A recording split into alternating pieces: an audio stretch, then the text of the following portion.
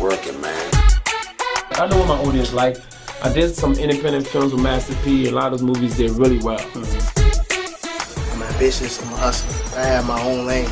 That's the thing about comedy. You wake up every day, you don't know if you're funny that day.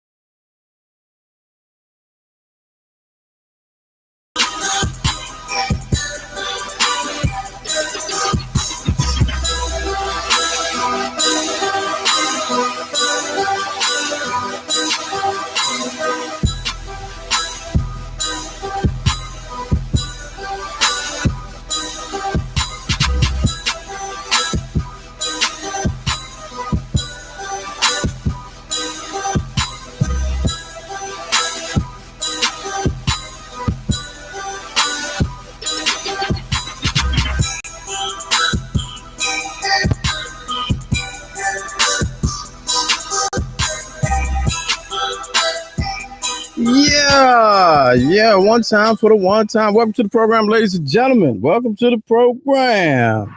Thumbs up in the chat if you can hear me loud and clear. Thumbs up in the chat if you can hear me loud and clear. Welcome to the program, ladies and gentlemen. This is Let's Go Live with Lamar King. I'm Lamar King, and we are now live. Let's go. It's a live show. Broadcasting live from the newly remodeled Drunken Fruit Studios inside Tiny Closet Command Center. I don't care if it is a closet. You still looking mad official. Thank you, Lord Jamar. I appreciate that. Something like a podcast for those first timers who are just tuning in. Monday, Wednesday, and Friday, 6 p.m. to 7 East Coast time. Shout out to everybody watching right now, West Coast and worldwide. Worldwide. Yeah. Good to see y'all. Hit the thumbs up, hit the turn the bell on, turn the notifications, do all of that you need to do. And also check out our number one sponsor, drunkenfruit.com. Drunken Fruit, spell it right. And also today's show is being brought to you by 2A Apparel. More on that later. 2A Apparel. More on that later. All right, y'all, real quick, because we got to get to it. We got a special guest. I just want to go over this money wheel real quick. We do the money wheel on the Fridays, and the pot is 50-50 raffle live on the show. You won't see this anywhere else on anybody's live podcast. That's the money wheel right now, currently sitting at $250. We're giving away half of that on Friday. So if you want to you want to get a shot at it, here, wait, let me put the Cash App on the screen. All right, Let's Go Live show. $5 a slot. $5 a slot. Who knew slots were so cheap? All right, there it is. Cheap slots. We only deal with cheap slots over here. $5 a slot. Friday, the money wheel. All right, so here it is. Let's get to it, man. This is what we've been waiting for all week. We talked about it Monday. I touched on it briefly. I gotta say, full disclaimer. This whole Meghan Markle, Harry, Oprah, royals, black people. Let me think of how I can best phrase this, because I know some of y'all have been seeing me going crazy on Twitter this week. This apparently now there's some one-on-one battle set up on the Karen Hunter show for me this Friday for me and Joyelle to go at it. I could care less. I actually could care less, but I think it's interesting. So we need to talk about it as we compare it to Harry's wife. Compare her to Harry's mom. I've seen a comparison with Meghan and Kamala Harris and how fair-skinned black women get treated. We have taken it. This conversation has gone in so many different directions. And again, like I told y'all, I don't really like to talk about stuff that I don't know nothing about. unless I have an expert or somebody on the inside. We like to call them insiders. So what I did was I dug deep, and I said, well, let's hear from, you know, somebody boots on the ground, somebody, you know, in the mix, kind of, sort of, from there, if you will. So I went all the way across the pond, and I found an old homie of mine from way back who's doing some big things in the mental health arena. And I was like, yo, please come on the show, break it down. What is it like to be a Black Brit? What's the take? What's the pulse of the people? Do y'all care? So please welcome, ladies and gentlemen, to the show, all the way from somewhere in England, we'll get to it, Nicola Tenyue. Welcome. Hello. Good evening. Long time. Good to see you. It's been a long time. And you too. How are you? I've been living, just hanging in there, you know? Yeah, same. All right, so real quick, before we get into the nuts and bolts, give it just give the people a brief background of what you do and what you're into. Hello, America. So my name's Nicola, and I'm in London, in the UK. So I'm right in the heart of it. I'm a cognitive behavioural psychotherapist. So I work for the NHS within the UK. I also run my own private practice as well, and I specialise in working with young people and helping them feel great, as well as adults as well. Right. I got your while you say that, I got your let's see here, Chantel books. Well, I'm an author as well. So you have my website up there for my book. So I write a young children's book. I write about a little Black girl, and her name's Chantel. Yeah. There she is there. My books, you can get them off of Amazon. And I also run my own organisation, which is called Developing Me as well. And that's centered around mental health. Okay. All right. Now, the reason why I reached out is because I saw one post where you were tying it. I believe it was on LinkedIn, and you were tying Meghan Markle's disclosure that she had thoughts of suicide. And your post was very important, because as much as I don't care about any of this, it's at such a high platform right now. I mean, that interview alone got 17 million eyes. And there's something to be said about somebody in that position who everybody thought was living the happy, magical life, you know, expressing that she had suicidal thoughts. And so if you could briefly talk about the effect of seeing something like that on that level, and how that has on young people who, you know, literally hang on every word and every video. Well, first of all, you know, it's been massive over here. ITV, which is the channel that it was broadcast on over in the UK here, their hub crashed. So people couldn't even get on to watch the interview, first of all. Second of all, you know, what I'd like to say is, you know, and this is something that really does get to me, even as a professional, how people are surprised that somebody feels this way just because, you know, they are in a privileged environment, or they live more of a privileged life than some of us, or because they've got money, or because they're a celebrity. She's a human being, bottom line, at the end of the day. And I think in all of this, that has really just been forgotten. Just that basic principle there, that we are dealing with a human being here who has emotions and feelings. So that's the one part of the surprise. Another part of the surprise is the fact that she's dealing with things that a lot of us on the outside was like, you know, you should have known that. You should have expected that. You should have known better. Do y'all feel that way? That is the biggest shock for me. The biggest shock for me is that this is a shock. Yeah. Like, you know, literally, I'm like, what's the shock here? But you know, because there's a couple of ways for me to look at this. A couple of ways, you know, Meghan is a confident Black woman. Okay, she's a confident woman. She was holding her own long before Prince Harry came into her life. You know, she does remarkable things.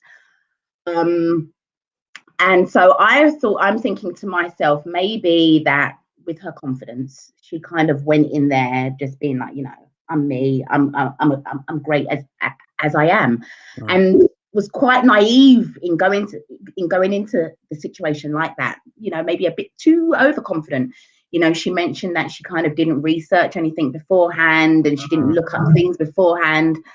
And I'm like, you know, even if I go to a new job interview or something like that, I'm gonna have a little bit of a research beforehand and just kind of, you know. However, she did mention that, you know, Harry spoke to her about certain things.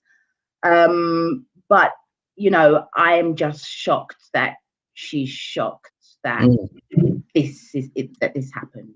And I'm also shocked that British people and people across the world are actually shocked that this is happening. Now, you were born and raised London, England, correct? Yes. How does the I don't want to say average, but that's a turn of phrase here in America. How does the average Black Brit feel about the monarchy? Like, what does it mean to you? Do you know what?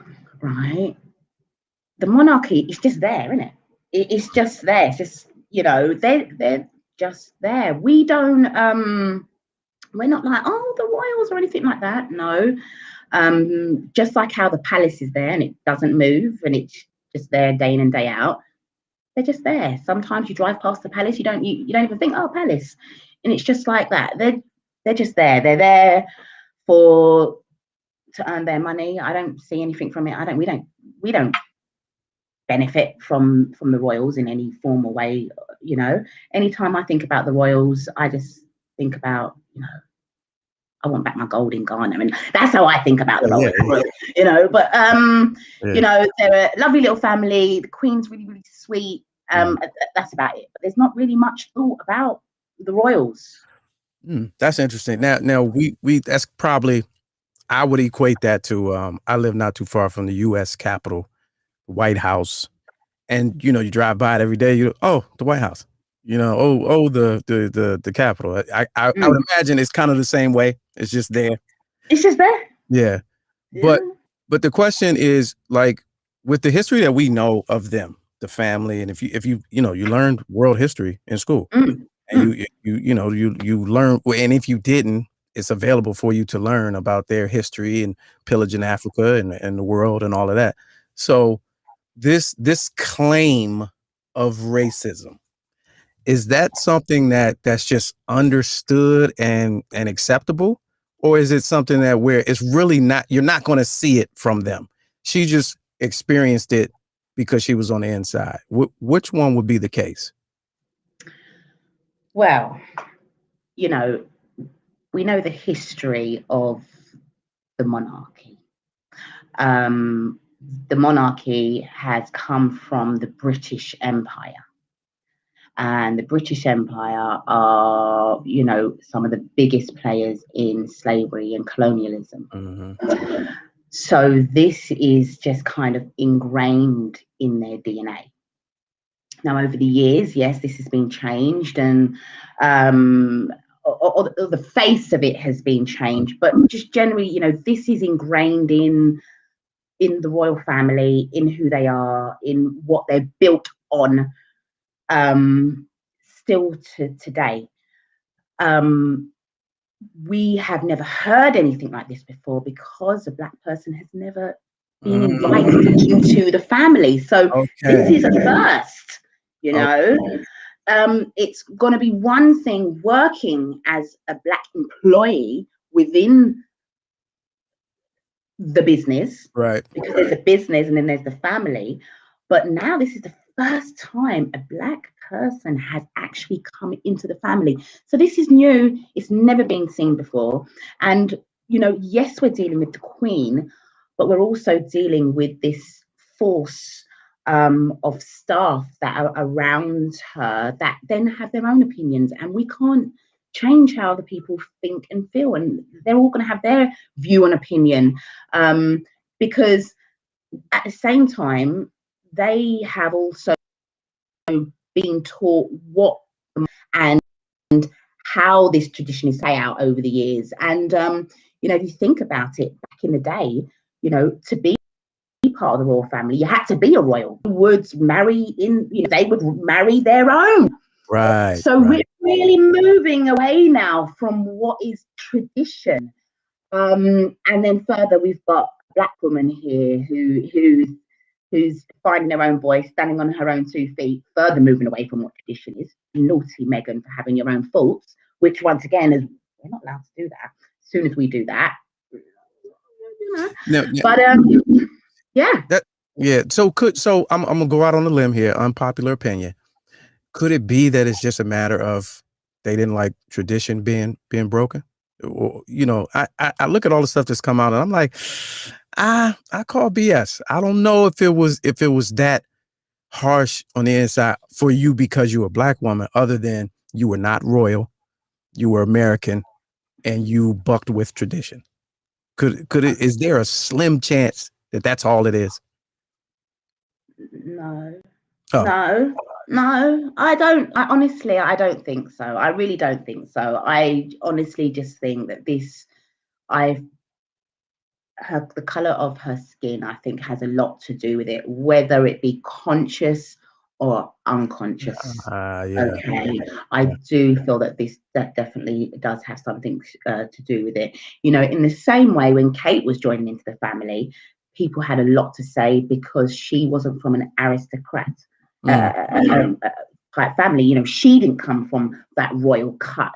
They had things to say about Kate, and I think in relation to Meghan, yes, you've got that layer of maybe she doesn't come from that aristocratical cut. She is an American, but then we've also got this other layer here of race. And I think the big thing is when people don't want to see that color plays a major part in this. That is just absolutely ridiculous. Now, so to that point, before all this blew up, do Black Brits, did y'all root for her? Were y'all rooting for her? Was it like go Meghan? Yeah. It's go Meghan. We feel it. We understand what she's talking about straight away. And it's not go Meghan and put down the royal family. No. And that's the thing. We're not putting down the royal family. It's just a thing of this is normal. This is what we go through every day. Yeah, it's normal. Like I said, it's more of a shock that you didn't think that this was going to happen. Right. And you didn't maybe armor yourself up for this, or you didn't, strengthen yourself in this arena right here. But no, we stand behind Meghan. Black people do, because there's just still a woman in this.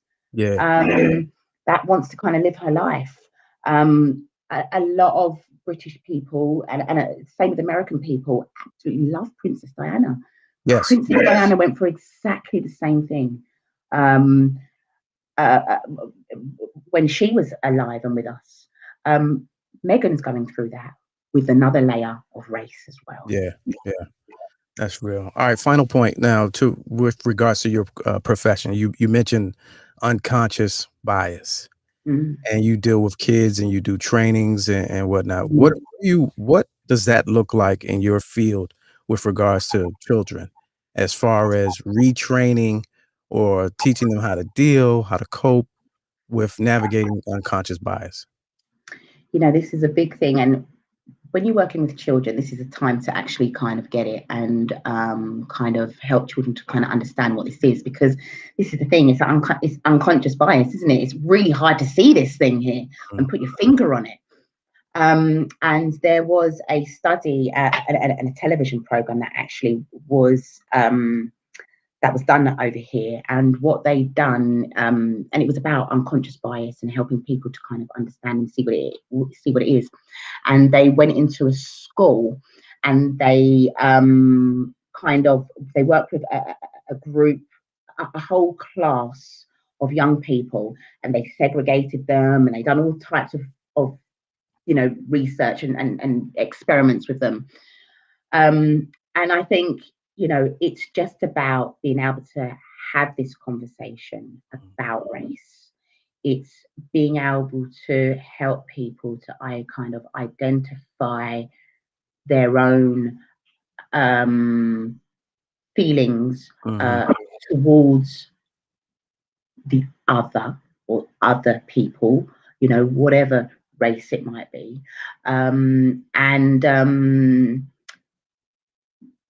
It's just about kind of opening up this conversation, really, you know, and just getting people to kind of reflect on their behaviors, how they think about things, how they are making judgments. And yeah, that's what age is early enough? What's the earliest age? I think a good age to start is 11. Oh, I think okay. about 11, because, you know, based off of the environment that we grow up in, which, you know, is our family home, and that's our immediate family home. But then you've got kind of the extended family home where you have your grandparents as well. You know, based off of those environments that we grow up in, we are already developing unconscious bias. Right. You know, and that be for, you know, white people. You know, some people might even say that might be too late, you know, but we are already developing unconscious bias. Sorry, I lost my train of thought there. But yeah, we're already starting to develop unconscious bias from that age. But, you know, too young, you still need young people to give young people a chance to have their views and opinion, to be able to then pick out what unconscious biasness is. But I think past that, And I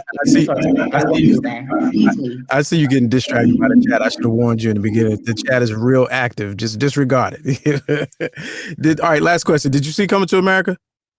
I did see Coming to America. Did you enjoy it? Oh.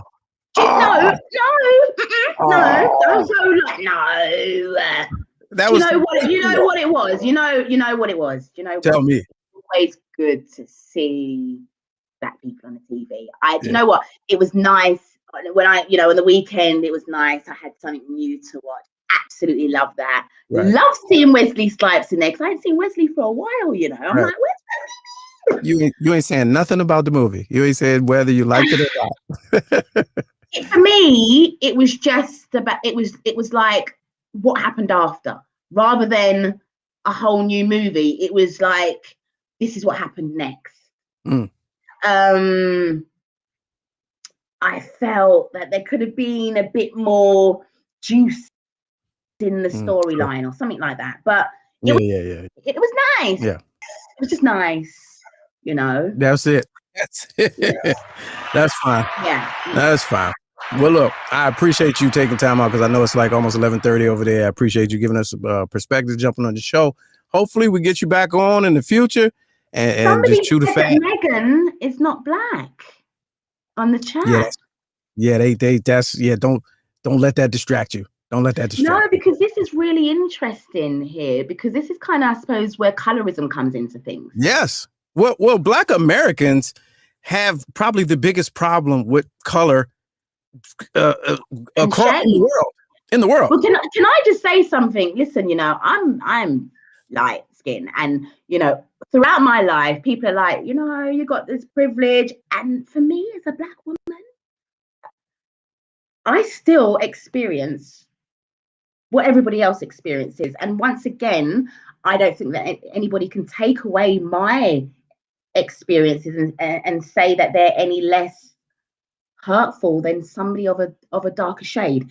Now, Meghan's color might have got her close to the royal family, but what we're recognizing here is that the core of her, she's a black woman, and it's this at that core which is now creating this. Well, okay, but to that point, and this will start a whole another long conversation that we may have to continue another time. But to that point, the reason why you hear that from some people is because, yes, color played a part in how she got close. DNA played a part in how she got out of there. A lot of people are like, you used one and then got mad when the other got you out the door. So you use one to get, because Viola Davis is not getting that close. And we know this. So to use that to get close and then have a press conference when Oprah when shit went south, I think that rubbed a lot of people the wrong way. So that's probably where that comes from. Well, this is it. Is she naive? Was she just overconfident? You know, I'm in suits. I'm already who I am. I am somebody. Yeah. You know, or, you know, is it that I don't think she forgot that she was black. I don't think it's No, that. not at all. I don't think No, I don't think it's that at all. I just think she forgot it was a factor. She forgot it was a factor in that house. Or maybe she knew it was going to be a factor, but maybe Harry was like, no, it's going to be cool. Okay. You know, we've got the Commonwealth. We're not racist. You know, we own the Commonwealth. So maybe it was that. And she also said in her interview, when Oprah asked her, did she have any regrets? And she said her biggest regret was believing that kind of everything was going to kind of be okay. And even Harry himself, he even mentioned that, you know, this is a guy, a big eat in education. This is a royal here. This is a prince. And even for him, he said that it wasn't until he lived that experience that he actually really knew what she was going through. And it's his now lived experience that he's trying to now share with his family. But it was nothing that neither of them was prepared for, because this never happened before. You never have a black person in your family, so nobody could even comment on what it was going to be like, because this has never happened. You think this will crumble things? Do you think more shakeup is coming? Any more shakeup is coming?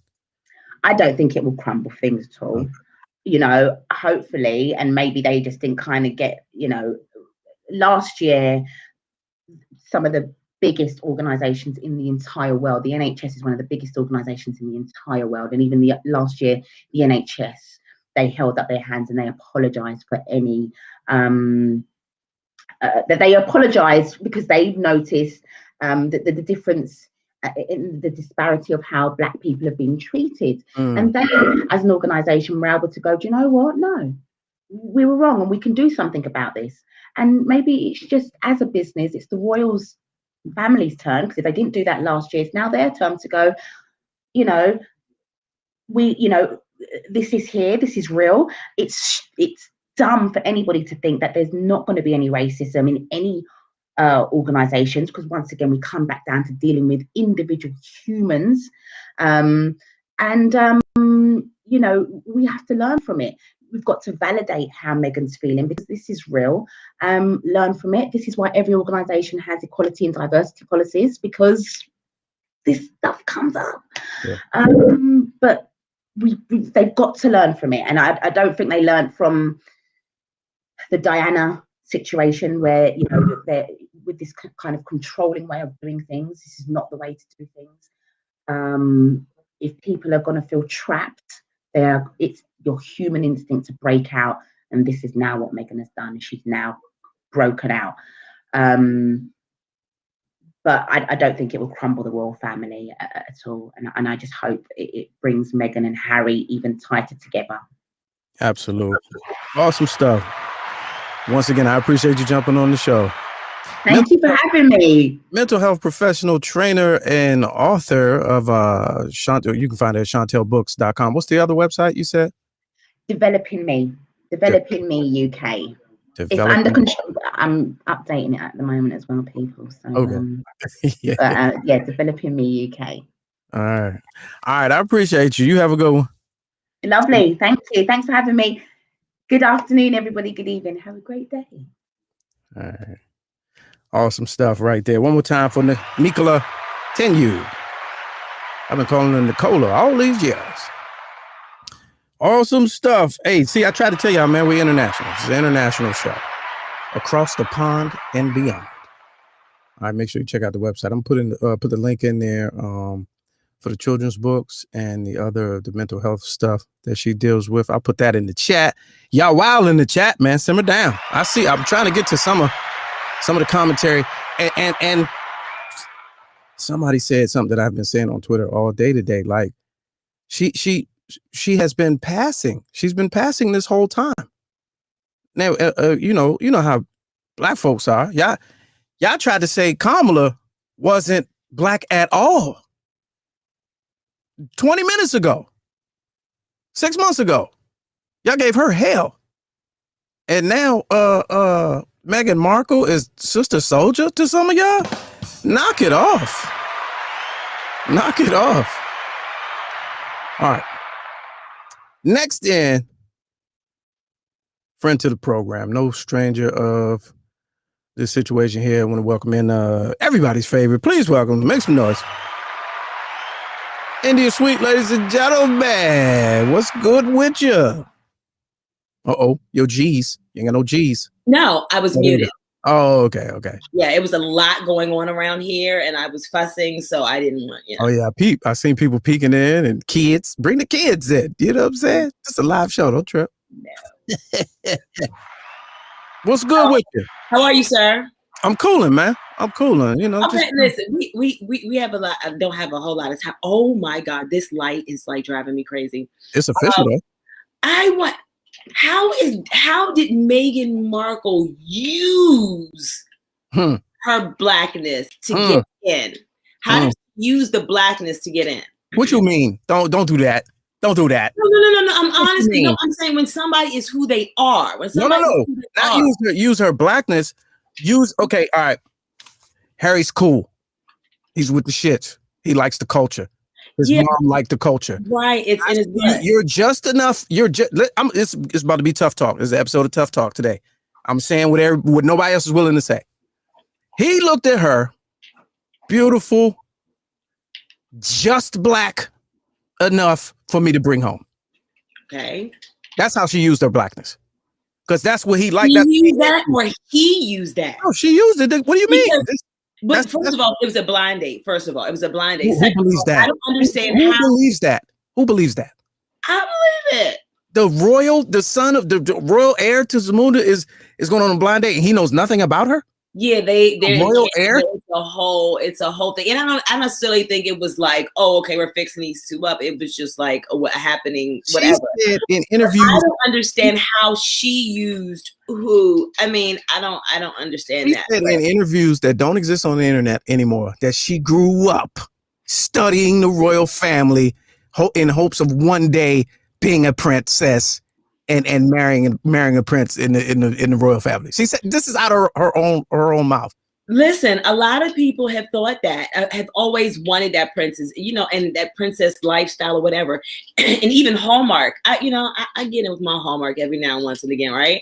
But I cannot stand the Prince movies. Like, I've never thought Bring a Princess was cool. Like the fairy tale stuff. Like the fairy tale happy ending type of stuff. Yes. But the world loves it. And that's why we're so fixated. That's why we're so fixated on what's happening right now. The world because it's not the happy ending. But you know what? Listen, everybody is entitled to have their feelings. I don't like it when somebody says, "Oh, well, they up in their $1 billion compound, so they can't." No, because anybody can take their life, and everybody's life has value first and foremost. And that's why I brought. That's why I brought Nicola on. Denigrate what somebody is going through, but at the same time, I hope all that gets.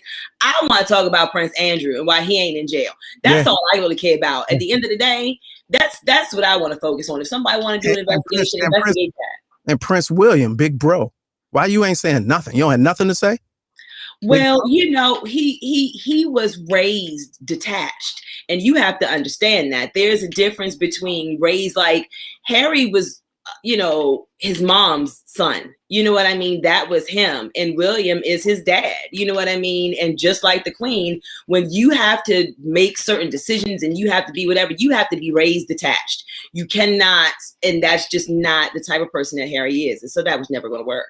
Mm-hmm. All right, let's if you don't mind, let's take a call real quick because I know somebody got words. Welcome to the program. Let's go live. Hey, what's up, Lamar? How you doing, man? Coolin'. Who this? Yeah, this is Truth Seeker, man. Truth Seeker, what's good with you? Yeah, man, I probably started all that in the chat because, I'm the one that said she's not black. Oh, okay. So, what you mean? Explain what you meant by that. All right, so biblically speaking, right, we are who our father is because the father carries the seed. Okay. Right. So if I plant my seed in a white woman, it's still going to be my seed. If I plant it in an Asian woman, it's still going to be my seed. they take characteristics from the mother, but the seed, the line, the lineage goes down through the fathers. That's why when a woman gets married, she gives up her last name to take on the man's last name, because now that's part of his lineage. Well, that's interesting, because I'm not sure if that's biblically. It may be. Let me fix that. I don't want to correct you. Okay. But I've read some things where lineage was adjusted in some year. I don't know what year it was, to fall in line with the patriarchy, where before it was believed that all lineage passed through the mother. So I have heard differently. You may have it factual, but I've heard differently. So so to your point though, so a white man put his seed into a black woman. What is that baby? That baby is white. That baby is white. It doesn't matter what they look like. See, y'all are going into colorism. Okay, see, and I'm not talking about colorism. I've never heard that. So, because guess what? Bob Marley, you would look at him and say he's black, but his father was white. So he's not? Tia and Tamara, father is white. But you look at them, you say they're black, but they came from a white father. So what is Bob Marley to you? Which would mean, what is Bob Marley to you?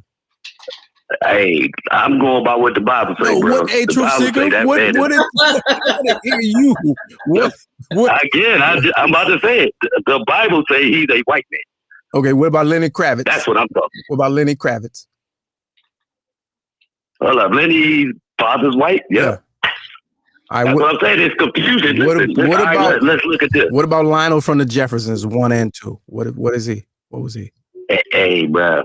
Hey, you already know what I'm gonna say, man. But look, this is the confusion that society has started, right? Because you check Ancestry.com and they tell you 5% this and 15% that. That is confusion. That means you don't know who you are. You're trying to figure out who you are, and it's saying, well, you got 5% this and 2% that. That's not telling you who I am. Okay. So the only way to know who you are and make it simple, right, to take out the gray area, is you are who your father is. It's very simple. Okay. All right, I appreciate it, Truth Seeker. No judgment here. I got to do more reading. We're gonna get somebody on that can shoot the gift a little, you know what I mean, along those lines. Well, Kennard Austin said that is not in the Bible. Cut it out. I didn't read enough, so I can't confirm or deny. I grew up in a Christian school, and I do Bible. So I've never heard that, but okay. I do know. I know my daddy said you gotta drop a black in you, you're black. Yeah, right. And I do know genetically, that's the case, but I do also know that wasn't really a thing until Thomas Jefferson. So that's still young. Listen, this is why reparations would never work. Oh, absolutely not. Absolutely not. This is why. No way, shape, or form. Because everybody, and you can't, and so it sounds great and it would be nice, but it's so diverse now. Like it would cause its own, civil war, I think. Yeah, and so we'll bring that conversation back next week. All right, let's talk about you, dog, Fave Chef. So if y'all remember. Last time we saw India Sweet, she was competing for the favorite chef situation. She was number 6, and then Mr. Clarkson jumped on and boosted her up to number 5. And listen, Rachel Bell. Oh, from Ohio. Hey, Ohio. Oh my gosh, I love me some Rachel. Like seriously, she's what she does. Like she donates every week. Oh, nice. She's on there, and I mean that we've ridden back and forth, and I mean it's just been so good. I am currently in 3rd. Tomorrow ends the top 5. Okay.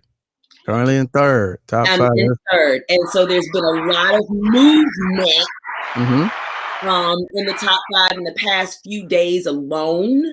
Right. So, I just need people to vote. favechef.com. You see that free daily vote? Just click right there. Yeah, free daily vote. And if you feel so inclined to do the whole sponsor move, you can sponsor. Oh my God, get your head out of the shot. Wait a minute, who was that? Tell him come back here. I ain't even see it. No. I just put the thing in the chat. So I just put it, there we go. It's in the chat. So after tomorrow. So did you see the countdown? The countdown counts down. Yeah, that's what I was and then 26 hours. And then that's the top 5. And then the top 5 is who wins this next week, that whole group. Right. The top 1. And so you're going for, what is it, 50 G's or something? No G. You ain't got no G. Yeah. You going for 50 G's cash, right? Yeah. Okay. Yeah. Yes. No, that's what's up. Yeah. A 2-page spread in Bon Appetit magazine. That's what's up. So I was looking at this picture. Is this all your food or is that everybody's food? That's no, yours? That's all my food. Yes. And that top picture, I that was like 20,000 steps in my kitchen in a day. Well, we seen that picture. That looks charcuterie, crab cakes. Yeah, we see that. I'm talking about this one right here. Yes, that is all my food. That is all me. And that's just a little bit. I didn't have anything else, but that is, I never seen this. You just put this up. Not too long ago. Crabs and lamb chop. Yeah. And those are crabs that I actually cook, so that is why I put them up there, because they were jumping out my pot, and I did that whole thing. So. Oh, well, that's easy. Most of us have done it. I thought you were about to say those. I thought you was about to say we're from Maryland. Joints. We're from Maryland. This thing is like global. You know what I mean? Yeah. So we're from Maryland. So it's what we do. It's not what everybody does. Yeah. Now you got to show the pictures of you with the Gordon's fisherman jumper, the rubber jumper, and you in the joint crabbing, getting the crabs out there. That's what the picture need to be up there. You know what I'm saying? That far, but... Well, I like that. The omelet with the apples. Is that apples with the omelet? Yes. Those are peaches. Those are nectarines. I'm sorry. This looks delicious. Yeah. All right. Well, there it is. Y'all vote for that. And so that is, and then next week is the top 5, and then it's like the quarterfinals. So when you get to the so next week is if the top one, you win your group, right? But then you go to the quarterfinals, everything resets. Right. Okay.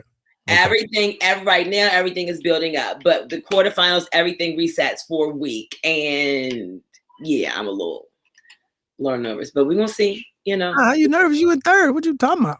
You in third. Listen, look, you know what? It's so funny. The guy that's in first now was in third. And because listen, I was stalking people's profiles. I'm like, okay, who's taking this seriously? Who's checked in? Who's adding to their profile? Who's moving? I've really been like, yes, right?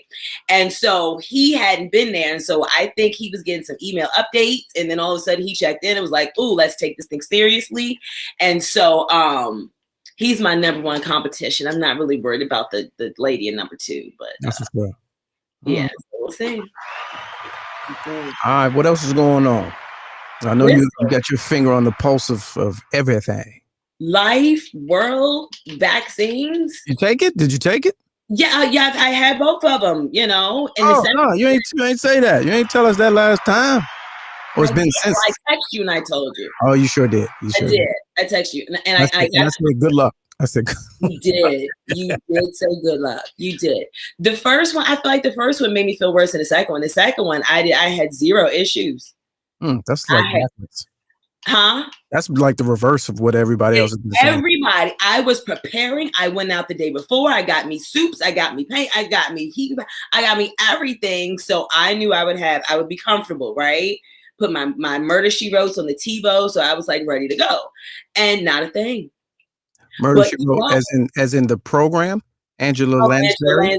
Oh my God, are you kidding me, J.B. Fletcher? I have seen everyone. I am addicted to Murder, She Wrote, but that's a story for another day. Okay. If it's a mystery, I'm in, and that's even to Scooby Doo. I don't care what it is.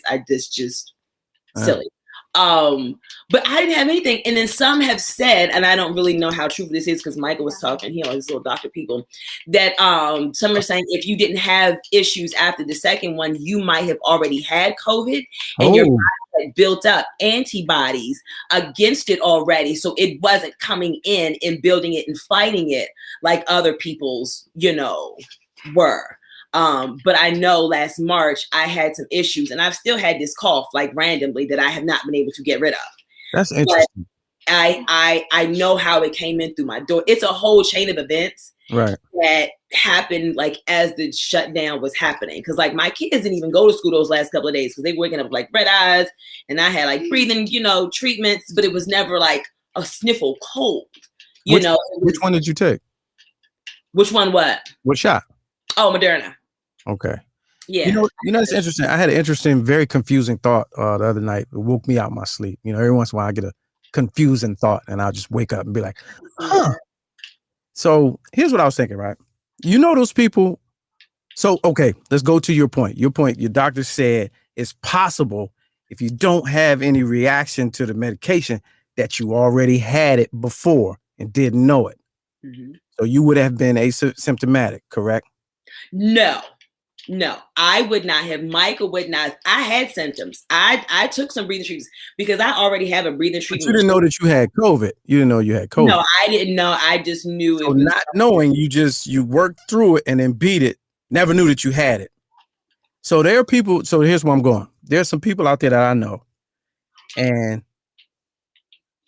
like, all right, the last person you heard was like, I was feeling fine, but I had went to I was about to get on the plane, so I went and got the test, and the test came back positive. I didn't even know, blah blah blah. So I sat down for 10 days, didn't have no symptoms, and that was it. So in that example, did you beat it, or you just didn't have adverse effects? And if you had never took the test, if you had never took the test to find out that you was positive, would you have beat it, or it just never would have shown itself? At the time, this happened like at the shutdown. At the time tests were available, I would have went and gotten the test. I ain't even talking about you. Like for the person that's like never took the test, right? They could have had it and never knew. So when they had it, were they spreading it, or did they beat it? Both, because asymptomatic people spread it.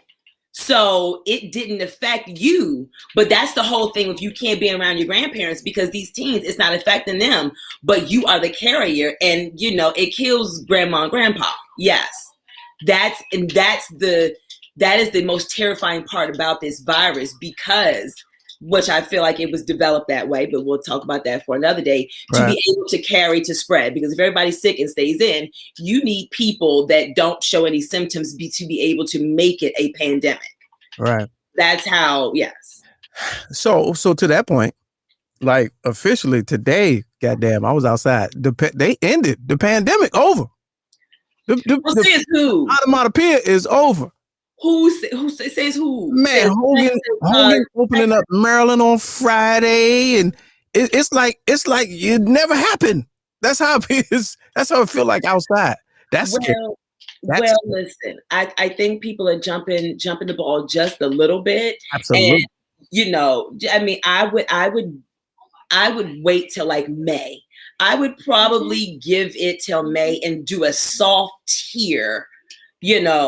Let's see where we are. Give it another strong month for people that, that are going to get the vaccine, and hopefully, we'll start, starting something. I need my people to go out there and like do your research. It's up to you, but I just see so many of people that don't look like us in the line. When I was getting my vaccine, it was like the line was wrapped around in the Bronx, in a black neighborhood, because I see everybody coming out it, and I don't see none of us in line. Like they're in there taking the shots, and so just protect yourself, people. Yeah, and that's interesting too, because I see a lot of changes happening. Around the country, and these. If I feel like the way, and I'm about to sneeze right now. It's a live show. Don't trip. The way they found those people that rushed the Capitol, I feel like they need to look for the same people, who were against masking, the anti-maskers, and they should be on a no shot list. They should have a no shot. Their picture should be up at the when you go to the clinic or the facility or whatever, stand in line, the picture right there. If you was one of them, you shouldn't be able to get it. 100% agree. Yeah, you should 100% agree. Yeah. Listen, but faithchef.com. I'm getting ready to go because my lab's coming up at 7. Oh, yeah. Oh, so tell us about it. I thought you just was one time. What is it? No. Just starting, just like talk. So right now, tonight, we're kind of talking about like mental health. A year into the quarantine, literally, like how are you? Like, how are you? Just like talking to people and mental health. I want to talk about the COVID shot as well. Like, are you in or are you out? I really want to know people's honest opinion. Put that in the chat. Make sure so people can, we can switch right over at 7 o'clock. India Sweet on Instagram. Type it in the chat is what who me? I have to. Yeah, I don't know how to do the chat. Let's see. It's a live show. Don't trip. Put it right there, and then we do the handoff. I don't even feel like I did this right. I'm not doing this right. Like Don Lemon and Chris Cuomo, your handoff. You know what I'm saying? And yeah, that Cuomo stuff, that's for another day because I need clarification on what is sexual harassment. Oh, really? Oh, yeah, we got to bring that back because I was just about to ask you whose side you on. I need 6 now. But is anybody saying anything more than, oh, when he hugged me, or he came and said, have you been with the older man? I need to know in the context. Are you saying, have you slobbed the old man's knob? Have you boinked the old man? Did you date? You know, I dislike. All right. So before you get canceled, let me stop you because you haven't had a corporate job in so many years. So per corporate training, and we just had to go through it. Anything that you either hear or witness, this is the rule. I'm not making this up. If you either hear or witness that could make you feel uncomfortable falls under sexual harassment. But so that's anything for anybody, though. That's yes, and yes. Anything for anybody. And these young people are so like, you know, like my stomach right now. You know what I mean? And okay. Yeah. That's the game right now. That's the game. I give you an example at where the agency where I work. Here's the example that they gave. A real lawsuit because someone walked into a pool. We have pool facilities, and there was pictures of the Washington Redskins in bikinis, and they felt away, and they sued. That's where we're at. So yes, they found the easiest thing to go after, boy. This is why I have to this is why I need you all to vote for me to create my own platform, because I would get fired as soon as I step into somebody's place. I can tell you that right now, because my mouth is not, you know. Yeah. Well, we'll bring that conversation back in a later time, but get ready for the show. Appreciate it. There it is. Sir. Thank you, man. I love your fans. I love your audience, man. Thank you, family. I appreciate it. All right, there it is, y'all. Just make sure you switch on over to IG Live or Instagram page at 7:00. Talk that good talk. All right, there we go. All right, there it is. Oh, I just had to do this obligatory at least once before we leave. You better shut your white mouth. I'm not kidding you. I'm not kidding you. All right, let me see. Did I have a story ready? I think I had a story ready. May have time for where to go. So am I saying funny today? No, we talked about that. No, oh yeah. yeah. I forgot about this last week. Your man, Papa John. Yeah, we're gonna leave on this. Papa John. All right, here's the latest from Papa John. I'm not even going intro or give any context or background to this. We're just going to go into it. No context. It's your man, Papa John. Take me back to a few years ago when you start to see these headlines coming out and smearing your good name. How did you feel at the time when you were seeing these headlines? State of shock. Unbelievable. I couldn't understand it. I mean, again, you have a public board that paints its chairman complicit, passive, or active. They paint the founder as a racist. They know he's not a racist. It's just unbelievable. And I used to lay in bed just going, how did they do this? And we've had 3 goals for the last 20 months to get rid of this N-word in my vocabulary and dictionary and everything else because it's just not true. Figure out how they did this and get on with my life. You better shut your white mouth. I'm not kidding you. We got in a hurry. We didn't follow proper. Take me back to a few years ago when you start to see Let's go to the end because you might have missed it. Because it's just not true. Figure out how they did this and get on with my life. If Papa John's would just say, hey, we got in a hurry. We didn't follow vocabulary and dictionary. Get rid of this N-word in my, they've had 3 goals for the last 20 months. 3 goals for the last 20 months. N-word in my vocabulary. All right. See, he put a committee out. They put it out to committee, man. It was a work team. They put it out for 20 months. Been working on how to get the N-word out of my vocabulary. Hey, cuz, what? How? 20 months? You had to really, and that's your position? That's your statement? We've been working hard for the last 20 months to just take it out. Because it's, man, I wake up every morning, like Paul Mooney said, I said 100 times a day, makes my teeth white. 20 months, champ. And then at the end, he blamed Papa John's, the corporate. He blamed corporate. When in doubt, go up the ladder. Chain of command. Blame corporate. You know, how dare they react so quickly just because I said nigger on a conference call. It's taken me 20 months to get this out of my lingo. I had to get rid of all of my records, all the NWA, all the trap. I had to get rid of all of, I had to stop watching battle rap. Throw out all my Def Comedy Jam VHS. I took 20 months to clean nigga out of my system. 20 months. Geez. That's hilarious. Boy, he said that on live television. Okay. Now, I ain't gonna be one of those to be like, man, I can't remember. I never liked their pizza anyway. I can't remember the last time I had Papa John's. I tell you what, you better shut your white mouth. There's no sauce like that little garlic pizza sauce cup.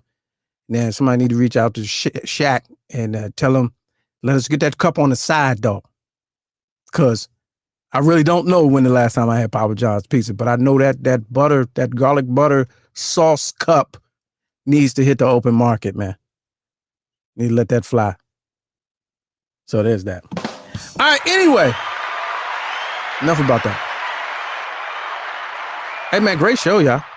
Awesome. Y'all been really good, man. And so I appreciate it. First timers, this is what it is. A little bit of this, a little bit of that. Repeat offenders, I appreciate y'all. Hey, let's talk about this money wheel, man. On the way out the door, let's talk about this money wheel. It's the last thing I'm talking about.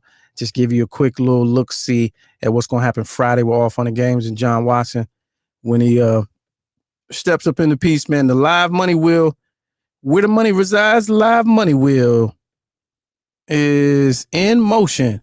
And let's talk about it very briefly. So here are current names. You see yourself.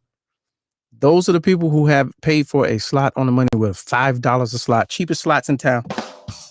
Some of the best slots. And $5 a slot. And the pot is actually, it was a 50-50 raffle. We do it live on the air. It's $250 currently. So the winner, we only do one roll on Fridays. The winner, let's do an example roll. The winner will get $125 live on air, must be present to win. And you have to call in to verify and confirm or join the live on video. Those are the only rules. Here we go. Let's give an example. This is what it would be like if it was Friday. And Haynes would have won $125. But it's not Friday, and that wasn't a real spin. So here's the way to get on the money wheel as we get ready to get out the door here. Appreciate y'all.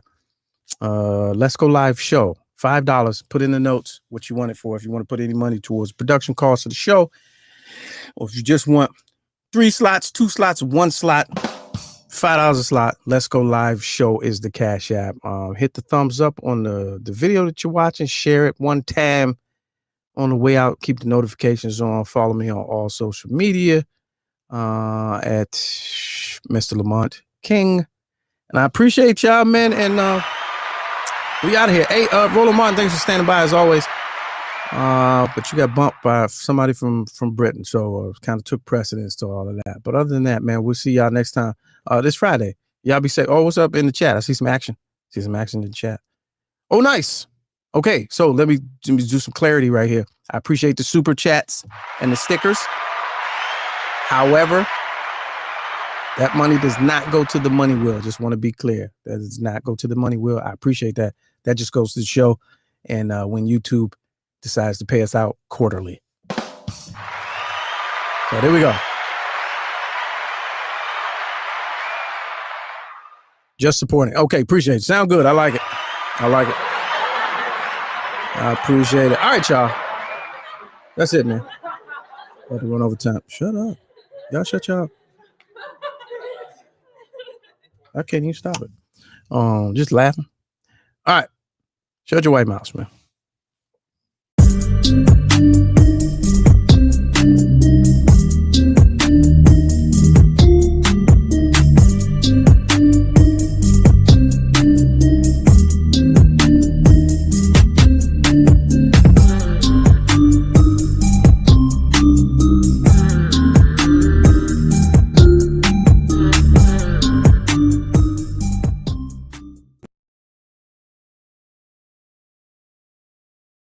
I don't care if it is a closet. You still looking mad official.